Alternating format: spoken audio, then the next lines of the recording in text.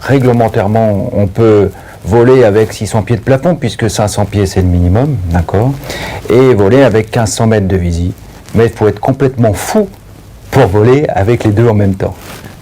Et ça, c'est vraiment le principe de base.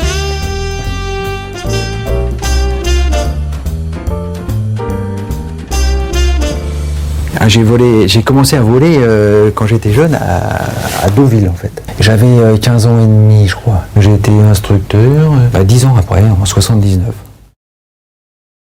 Après avoir quitté mes fonctions d'instructeur d'aéroclub, être joint après le CFA, avoir fait des formations CPL, j'ai beaucoup travaillé donc en IFR.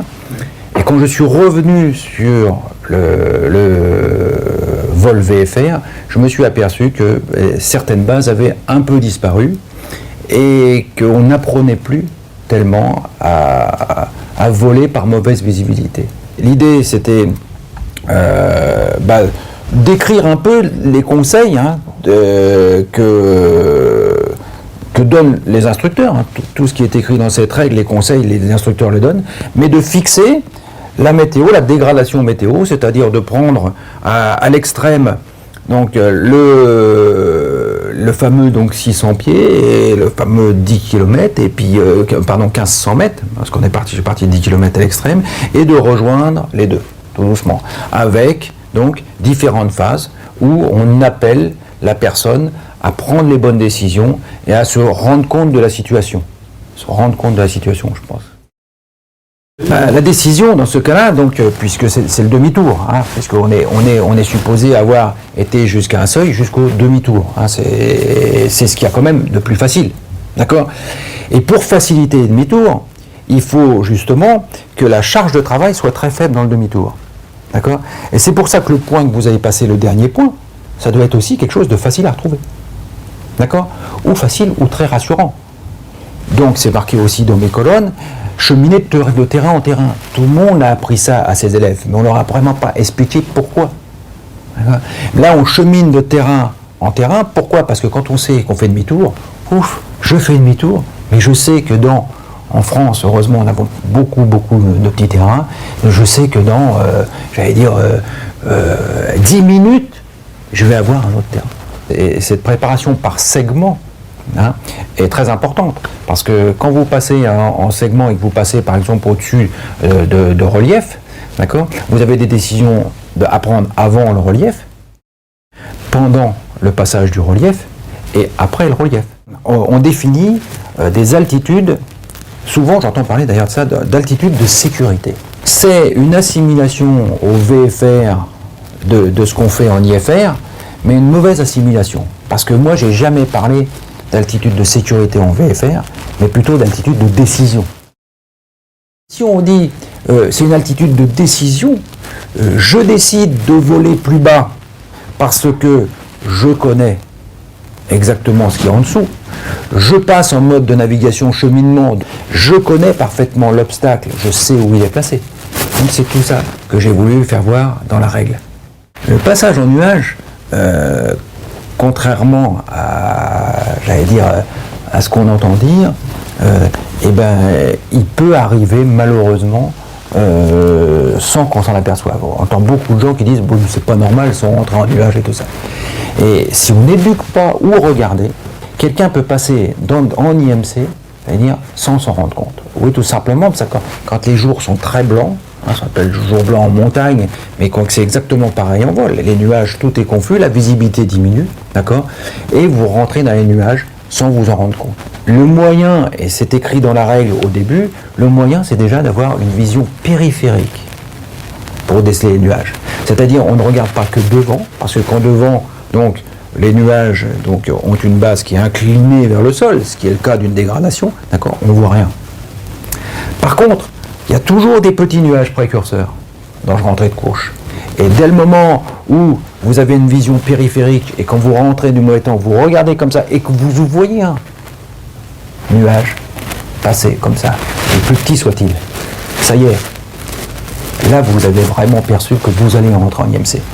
Et ça c'est important aussi de le noter.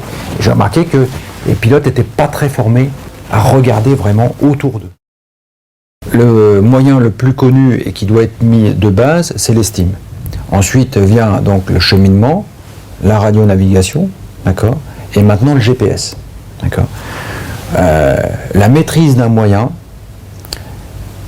doit être non seulement obtenir le résultat qu'on veut, c'est-à-dire la position la plus précise, mais aussi maîtriser le temps qu'on passe pour obtenir ce résultat.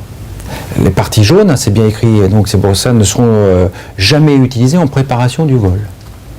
Jamais utilisées en préparation du vol, pour faire un vol. Par contre, on peut être amené à les vivre pendant, je vais dire, quelques instants sur un parcours très court. Il y a plusieurs steps. Hein. Le premier, le pilote décide, on lui a appris tous les moyens de naviguer, donc estime, cheminement, navigation, radionavigation, GPS, donc ça, donc c'est ses ressources personnelles. Après, la météo se dégrade encore, il faut qu'il ait une aide, le contrôleur, d'accord, et donc qu'il l'ait en permanence, qu'il puisse lui signaler, qu'il ait un échappatoire aussi, c'est-à-dire sur quel terrain, et qu'il connaisse le niveau de l'échappatoire. Malheureusement, ben, il reste la fin de la règle. Qu'est-ce que je dois décider quand je perds tout ça? Ça veut dire que déjà que j'ai été un peu loin. Ben, je le perds. Et dans ces cas-là, le mieux, c'est d'interrompre le vol. Quand la décision est prise d'interrompre le vol, il faut savoir que si vous avez donc 1500 mètres de visie et 500 pieds de plafond, d'accord, vous êtes dans la perception d'un plan 2 fois supérieur au plan d'approche habituel. 2 fois supérieur. Donc quand je dis il faut interrompre le vol, le premier champ posable est le bienvenu, parce que sinon, ben, l'obstacle il est peut-être déjà là. C'est très très périlleux. Normalement, un pilote devrait rester dans sa phase où il décide lui tout seul déjà. Donc déjà dès le moment où il a besoin du contrôleur, hein, comme je me donne dans la règle, ça voudrait dire déjà que ses décisions sont déjà prises. S'il attend plus loin, ça veut dire que vraiment, au niveau éducatif, il y a eu un problème donc de décision. En fait, il y a surtout quelque chose d'intéressant hein, qui finit à la règle, c'est quelque chose d'assez épouvantable, où j'écris en rouge trop tard. Mais c'est vraiment trop tard pour décider. Mais il faut bien savoir que cette règle décrit bien la dégradation de la météo, d'accord, et qu'à chaque fois, le pilote aura dû prendre les décisions. S'il arrive déjà dans les phases où il est isolé, c'est-à-dire du contrôleur isolé, c'est que déjà il a franchi toutes les autres barrières. J'avais pensé à quelque chose un peu comme les pistes de ski, j'allais dire vert, bleu, rouge et noir. Et j'avais dit la tendance qui va être, donc, connaissant malheureusement le comportement de certains pilotes, ça va être dire, eh ben moi je fais les noirs, et toi tu n'es pas capable de les faire. C'est pas du tout l'objectif de la règle. Ce n'est pas du tout ça. Voilà. Donc au dos de la règle, voilà, il y a un tableau. Alors le tableau, qui paraît très compliqué, en fait est très simple, puisque un pilote a l'habitude de voler sur le même avion, donc il n'aura qu'une ligne qui le concerne, puisque c'est par vitesse d'avion. Mais il y a aussi autre chose qui est très intéressant, que j'ai voulu mettre en avant, c'est le diamètre de virage. Quand il est en rouge, alors il est en rouge dans une case, donc le virage à 30 degrés d'inclinaison, et après le virage standard. Pourquoi? Parce que le virage à 30 degrés, c'est ce qu'on peut faire avec une perception à peu près correcte de l'horizon. Et l'autre, donc, est sans perception. Le virage à 30 degrés est déconseillé, puisqu'on est déjà en visite très faible, donc on passe au virage standard. Et là, au virage standard, ben, tout simplement, on voit très facilement que le diamètre de virage dépasse donc la visibilité que vous avez. Ça veut dire qu'au moment où vous débutez votre virage pour faire demi-tour, vous êtes peut-être en route vers un obstacle que vous n'avez pas encore perçu. Donc ça veut dire que cette utilisation du diamètre de virage est important pour la prise de conscience et la prise de décision.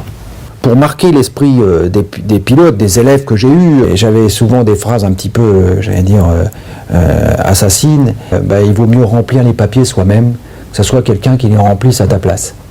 Pour avoir vécu un vol qui s'est terminé en campagne dans un champ pour toute autre raison d'ailleurs qu'une interruption volontaire. Quand il n'y a pas de blessés, quand l'avion n'est pas cassé spécifiquement sans vraiment beaucoup de gravité, l'ambiance est, disons, aéroclub, même avec la gendarmerie, ça se passe très très bien, quoi, même s'il y a beaucoup de papiers à remplir. D'accord ? Malheureusement, dans le cas d'un accident, c'est complètement autre chose.